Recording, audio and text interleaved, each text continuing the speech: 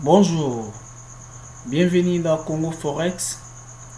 Voilà, aujourd'hui nous allons parler de l'analyse fondamentale. C'est vraiment très important. Sans plus tarder, nous allons entrer dans les graphiques pour essayer de vous expliquer c'est quoi l'analyse fondamentale.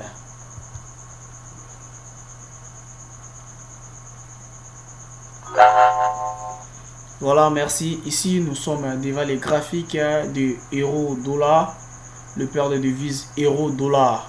Voilà, sans plus tarder, je vais essayer de vous faire un petit briefing concernant l'analyse fondamentale pour que je puisse au moins vous faire comprendre c'est quoi effectivement l'analyse fondamentale. Alors, l'analyse fondamentale, elle est tout comme l'analyse technique, consiste à évaluer le potentiel haussier ou baissier. Alors, on nous dit l'analyse fondamentale, c'est une analyse, c'est l'évaluation où elle consiste à évaluer, à faire l'évaluation le plus haut et le plus bas du marché. Quand on parle le plus haut et le plus bas du marché, tout comme c'est la tendance, évaluer la tendance haussière et la tendance baissière. Alors, je vous montre c'est quoi la tendance haussière, c'est quoi la tendance baissière. Voilà. Au niveau ici, si les prix se trouvent au niveau ici, en descendant vers ici, c'est la tendance baissière. Si elle monte comme ça, c'est la tendance haussière. C'est la même chose ici, en descendant ici, c'est la tendance baissière. Si elle monte, haussière. Si elle descend, baissière. Ainsi de suite. Mais sans oublier, des fois aussi, il y a les moments de consolidation. C'est quoi le moment de consolidation? Le moment de consolidation, c'est là où vous allez trouver plusieurs bougies se retrouvent dans une même place.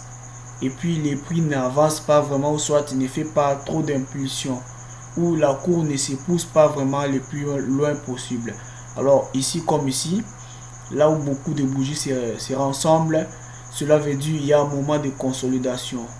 Alors, l'analyse fondamentale, ça marche aussi avec les annonces économiques. Pourquoi? Parce que ce sont les monnaies, les paires de devises que nous tradons. Il y a des pays où le pays qui gère les paires de devises en question. Alors par exemple, les euros, c'est pour l'Europe, le dollar, c'est pour les Américains, la livre sterling, c'est pour les Anglais, les yens, c'est pour les Japonais, etc. Alors, si le gouvernement japonais veut communiquer concernant leur monnaie, par exemple, vers 13h ou soit 17h, si les résultats sont positifs, il y aura plus augmentation, la monnaie va prendre la valeur, ou soit la monnaie va perdre la valeur. Alors, si vous étiez en train de trader, qu'il y a eu annonce économique, des fois aussi vous pouvez gagner beaucoup d'argent, ou soit des fois aussi vous pouvez perdre beaucoup d'argent. Alors, ce qui fait au moins, vous allez remarquer à un certain moment que les prix n'avancent pas. Et une fois qu'il y a eu annonce économique, les prix poussent avec impulsion. Et puis les prix s'avancent directement, trop volatile. Les marchés deviennent trop volatiles suite aux annonces économiques.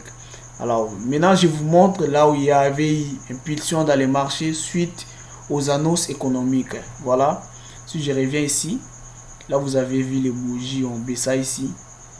Les marchés vraiment avaient fait l'impulsion la fois passée. Même ici, même ici, même ici, même ici, même ici aussi. C'était vraiment catastrophique. Si vous étiez en gain, c'est une bonne chose. Si vous étiez aussi en perte, voilà. Ça fait partie de la vie et c'est la vie d'un trader. Merci beaucoup. Sinon, n'oubliez pas de vous abonner sur la chaîne et puis d'aimer la publication. Merci. Très bientôt, je reviens pour vous parler concernant l'analyse technique.